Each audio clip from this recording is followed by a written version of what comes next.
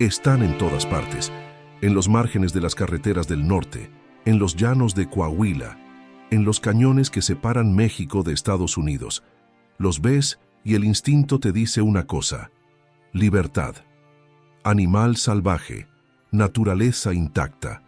La imagen que llevamos grabada en algún lugar entre la infancia y la cultura popular. El caballo suelto, la crin al viento, el galope sin destino fijo. Esa imagen está completamente equivocada. Lo que estás viendo no es un animal silvestre. Es un animal doméstico que escapó, o que fue abandonado, o que nació de otros que escaparon hace 2 generaciones, o 5, o 20, pero que en ningún caso pertenece a ese paisaje de la manera que tu cerebro quiere creer. El ecosistema que ese caballo habita no evolucionó con él, no lo espera, no tiene mecanismos para absorberlo, y eso lo cambia todo. Porque cuando empiezas a ver a estos caballos no como símbolos, sino como lo que son, animales ferales, exóticos, invasores según la clasificación oficial de la Conavio, la narrativa romántica se desmorona. Y lo que aparece debajo no es menos impresionante. Es más complejo, más incómodo y definitivamente más real. Esta es la historia de la frontera que el animal no respeta. La frontera entre lo que queremos que sea y lo que realmente es. Entre la imagen que proyectamos sobre el caballo y el impacto que ese caballo tiene sobre el suelo que pisa. Empecemos por donde nadie empieza, en medio del problema. Imagina el oasis, no el oasis de película, palmeras perfectas, agua cristalina, el oasis real del desierto sonorense, una franja de vegetación que bordea un arroyo temporal, donde crecen álamos, sauces, carrizos, un corredor de vida en medio de kilómetros de tierra seca, el único punto de agua en 80 kilómetros a la redonda. Ahora imagina que una manada de 30 caballos lo descubre. En 72 horas, ese oasis cambia para siempre. Los cascos destrozan las orillas. La vegetación riparia, que tardó décadas en establecerse, queda aplastada, arrancada, enterrada bajo el barro. El agua se enturbia. Los nidos de aves que anidaban en las ramas bajas quedan destruidos. Las lagartijas y serpientes que dependían de esa sombra desaparecen. Los caballos siguen adelante. El oasis no se recupera. Esto no es una historia inventada para el video.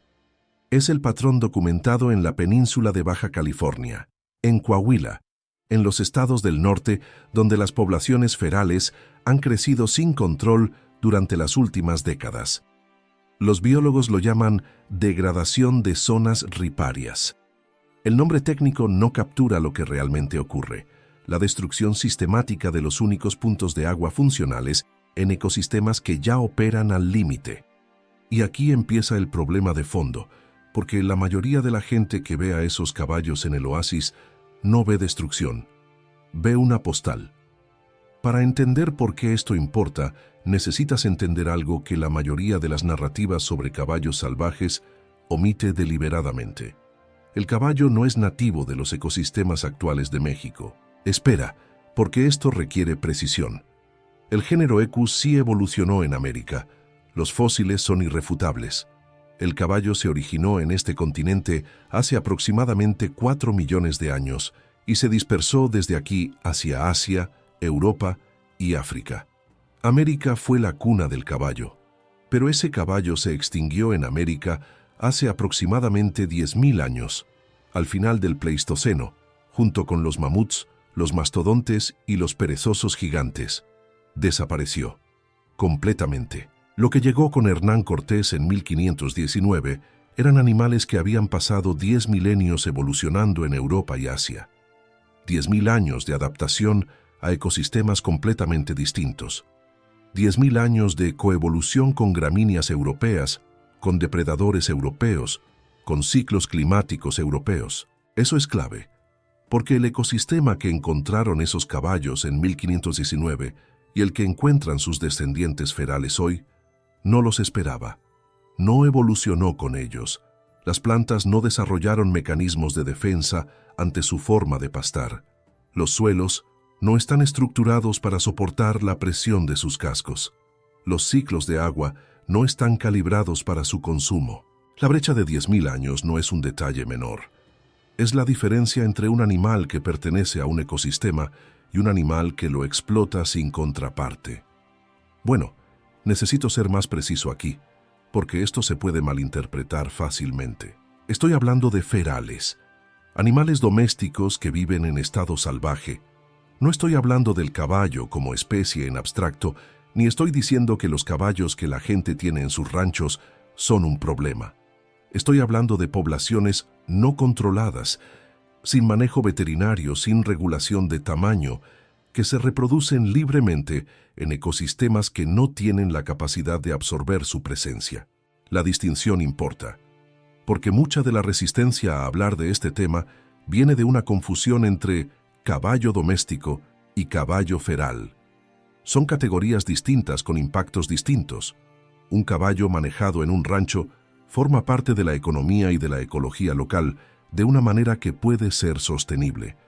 Una manada de ferales sin control no. Con eso, claro, sigamos. El problema de la competencia por recursos es donde el impacto feral se vuelve más tangible para la gente que vive en esas regiones. El norte de México, Coahuila, Chihuahua, Sonora, Baja California, no es tierra de abundancia, es tierra de escasez calculada. Los ganaderos y campesinos que trabajan esas regiones han desarrollado durante generaciones un conocimiento preciso de cuánto puede dar la tierra, cuántas reses puede sostener un agostadero, cuántos días al año tiene agua una aguada, cuánto forraje crece después de las lluvias de verano. Ese cálculo no incluye manadas ferales. Un caballo adulto consume entre 30 y 50 kilos de forraje al día. Una manada de 50 animales, un tamaño modesto para las poblaciones reportadas en algunas zonas, consume entre 1.500 y 2.500 kilos diarios. Por semana, eso es lo que un rancho mediano asignaba a su ganado por un mes completo. Los ganaderos lo documentan con frustración creciente. Los potreros que antes sostenían al ganado durante la temporada seca aparecen arrasados. Las aguadas construidas con inversión y trabajo manual amanecen revueltas, los bebederos destruidos, las orillas erosionadas hasta el fondo, y cuando se acercan a ver, las huellas son inequívocas. No hay mecanismo legal ágil para resolver esto. La denuncia existe en papel. La respuesta institucional, en la práctica, es casi inexistente. Lo que sigue es lo que casi nadie menciona cuando habla de caballos ferales en México: las enfermedades. Un caballo doméstico recibe vacunas contra el virus del Nilo Occidental, contra la influenza equina, contra el tétanos, contra varias encefalomielitis. Recibe antiparasitarios regulares. Recibe desparasitación. Recibe atención veterinaria cuando enferma. Un caballo feral no recibe nada de eso, lo que significa que esos animales son reservorios potenciales de patógenos que pueden transmitirse tanto a la fauna silvestre nativa como a los rebaños domésticos.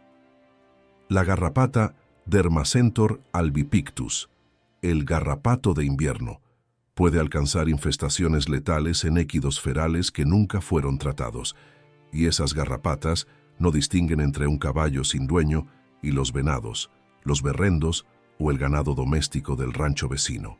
Los veterinarios que trabajan en zonas rurales del norte hablan de esto con preocupación, no con alarma histérica, con preocupación técnica. El vector de transmisión existe, el riesgo es real, y mientras las poblaciones ferales crecen sin control, ese riesgo crece con ellas. Y entonces llegamos al punto central, el que hace que todo este tema sea tan difícil de resolver. No es la ecología, no es la ganadería, no es siquiera la sanidad animal, es la imagen. El caballo feral está protegido por una narrativa poderosa, una de las más resistentes que existen en la cultura occidental. La imagen del caballo salvaje libre es tan fuerte, tan cargada emocionalmente, que desactiva el análisis en la mayoría de las personas antes de que empiece. Menciona que los caballos ferales están destruyendo oasis en Baja California, y la respuesta instintiva de mucha gente no es ¿qué podemos hacer?, sino ¿por qué quieres hacerles daño? La pregunta no es racional, es emocional. Y el origen de esa emoción es una construcción cultural que tiene poco que ver con la biología real del animal. Eso es lo que nadie quiere aceptar. La ciencia no tiene ambigüedad sobre esto. La Conavio clasifica al caballo feral como especie exótica invasora. La literatura científica sobre impacto de ungulados ferales en ecosistemas áridos es extensa y consistente. Los datos de campo en Baja California y Coahuila confirman el patrón que se repite en Australia con los brumbies, en las Islas Galápagos, en las zonas protegidas de cualquier región donde caballos domésticos escaparon y se reprodujeron sin control. Pero la narrativa gana sobre la ciencia, casi siempre. Hay un detalle que los libros ignoran o que se menciona en voz muy baja porque incomoda a ambos lados del debate. México no solo tiene un problema con los caballos ferales que viven dentro de su territorio. México está en el centro de un flujo de caballos salvajes que viene del norte. Los Mustangs de Estados Unidos, descendientes de caballos españoles, indígenas y domésticos escapados durante siglos, son gestionados por la Bureau of Land Management, la agencia federal estadounidense responsable de tierras públicas. El BLM captura periódicamente a estos animales para controlar el tamaño de las manadas, porque sin control natural de depredadores, las poblaciones de Mustangs en el oeste americano exceden la capacidad de carga de las tierras federales. El problema: el BLM tiene en sus instalaciones más de 50,000 caballos capturados, 50,000 animales que cuestan al gobierno americano decenas de millones de dólares al año en manutención. Y cada año llegan más. El programa de adopción no absorbe ni una fracción de esa cifra. Entonces, ¿qué pasa con los que no se adoptan? Aquí es donde la frontera que el animal no respeta se vuelve también una frontera legal y ética. Activistas de bienestar animal y periodistas de investigación han documentado durante años la venta, legal en algunos casos, ilegal en otros, de Mustangs capturados a intermediarios que los exportan a mataderos en México y Canadá. Países donde las regulaciones de sacrificio de équidos son menos restrictivas que en Estados Unidos. Decenas de miles de caballos, no de a uno, por lotes, en camiones, con destino a instalaciones que los activistas estadounidenses describen con lenguaje que no voy a repetir aquí, porque no hace falta. La presión internacional sobre ambos gobiernos es real. Las organizaciones de defensa animal llevan décadas documentando el flujo. Y el problema no se resuelve porque en un extremo hay un gobierno que no puede mantener indefinidamente a 50,000 animales y no tiene mecanismo eficaz de adopción, y en el otro extremo hay un mercado que existe precisamente porque las regulaciones son distintas. La frontera que el animal no respeta tiene dos lados, y en ambos hay decisiones humanas que prefieren no verse de frente. Personalmente, lo que me cuesta más de este tema no es la ecología ni la política, es esto, que estamos hablando de animales que no eligieron ninguna de las situaciones en las que se encuentran. El caballo feral que destruye un oasis en Coahuila no es malo, no tiene agenda. Está haciendo lo que hace cualquier herbívoro, buscar agua y forraje donde los encuentre. El problema no es el animal, el problema es que un animal diseñado por siglos de domesticación y adaptación a ecosistemas europeos fue introducido, liberado o abandonado en un ecosistema que no puede manejarlo, y nadie tomó responsabilidad por lo que siguió. La superpoblación que resulta de eso tampoco es abstracta. Una manada que crece más allá de lo que el ambiente puede sostener no lleva una vida libre y gloriosa. Lleva una vida de escasez progresiva. Los animales al final de la jerarquía social, los más jóvenes, los más débiles, son los primeros en sufrir. Las sequías severas, que en el norte de México son cada vez más frecuentes e intensas, matan a los más vulnerables primero, no de forma rápida, de desnutrición y deshidratación progresiva. Eso también es la realidad de los caballos ferales, no solo la imagen del galope libre. Y entonces, ¿qué se hace con todo esto? La respuesta honesta es: no hay solución simple, y cualquier persona que te ofrezca una debería levantar sospechas. El manejo de poblaciones ferales requiere recursos, coordinación interinstitucional, voluntad política y, sobre todo, disposición para tener conversaciones incómodas sobre el valor real que le asignamos a diferentes categorías de animales. Un programa de control que no considera el bienestar animal va a generar una resistencia social que lo va a hundir. Un programa que solo considera el bienestar animal sin atender el impacto ecológico va a resolver una cosa y empeorar otra. Las herramientas existen. El control por inmunoanticoncepción, vacunas que inhiben la reproducción sin requerir captura permanente ni sacrificio, ha dado resultados documentados en poblaciones de mustangs en Estados Unidos. No es una solución instantánea. Requiere acceso periódico a los animales, seguimiento de las manadas, personal capacitado y presupuesto sostenido. Pero funciona.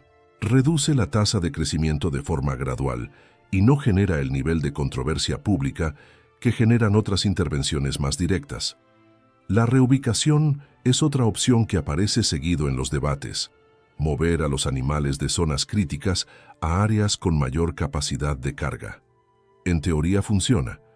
En la práctica requiere identificar esas áreas, transportar a los animales sin generar trauma o mortalidad y monitorear el impacto en el nuevo sitio.